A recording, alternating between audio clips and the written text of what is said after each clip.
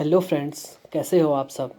मैं आपका दोस्त आशीष ममगाई आज हमारे channel hidden tales of Uttarakhand में आपका हार्दिक स्वागत करता हूं।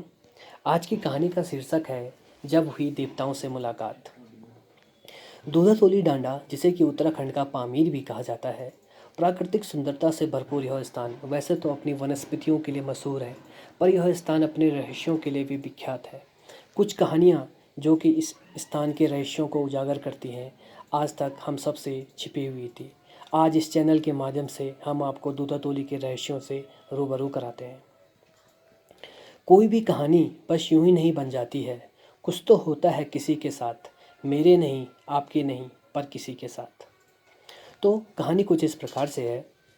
पट्टी चौथान, जो कि थलीसैंण ब्लॉक का एक हिस्सा है, वहाँ वहाँ का एक गांव और उस गांव का एक ग्राम प्रधान। तो बात आज से 100 साल पहले की है।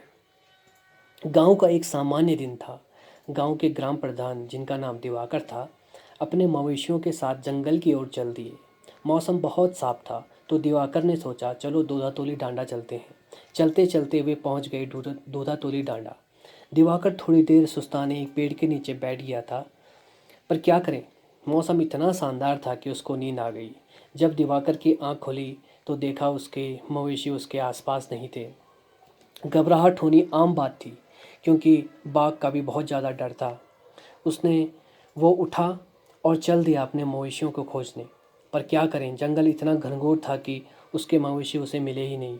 अब शाम भी होने वाली थी। दिवाकर बहुत हताश हो गया था।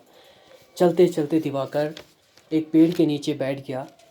कुछ समय बाद दिवाकर को ढोल दमाओं की हल्की सी आवाज़ सुनाई दी। जहनी किर जहनी किर जहनी कित्तौर, जहनी किर जहनी किर जहनी कित्तौर, जहनी किर जहनी किर जहनी कित्तौर, जहनी किर जहनी किर जहनी कित्तौर। तो दिवाकर ने सोचा, इस घने जंगल में कौन ढोल बजा रहा है। दिवाकर ने उस आवाज़ का पीछा करने की सोची और चल दिया उस आवाज़ के पीछे। चलते चलते और पीछा करते करते आवाज़ और तेज़ होने लगी। जन जन कृ जन जन कृ जन जन कृ जन तौर, जन जन कृ जन तौर, जन जन कृ जन जन कृ जन जन कृ जन तौर। वह एक पेड़ के पास पहुंचा और क्या देखता है, ढोल और दमाऊ अपने आप बज रहे थे और उनके आसपास 56 तरह के व्यंजन बन रहे थे। और चौंकाने वाली बात तो यह थी कि वहाँ कोई भी मनुष्य नहीं था उसके अलावा। दिवाकर हैरान था, बहुत डरा था, बहुत परेशान था, पर उसकी हिम्मत नहीं हुई वहाँ जाने की, और वह पेड़ के पीछे ही छिपा हुआ था। कुछ समय बाद वह देखता है कि कुछ दिव्य पुरुष बहुत सुंदर और साफ कपड़े पहने उसकी तरफ आ रहे थे।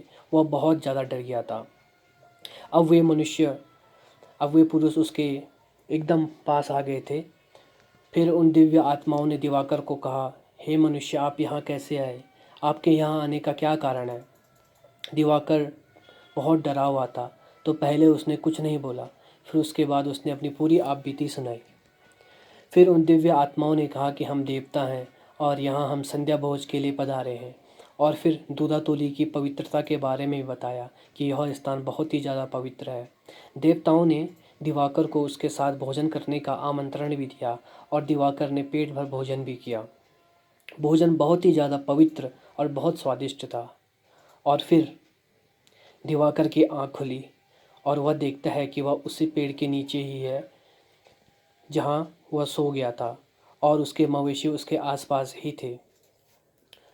उसने सुबह से कुछ खाया नहीं था, जितना कि उसे याद था, पर अब देखता है कि उसका पेट भरा हुआ था।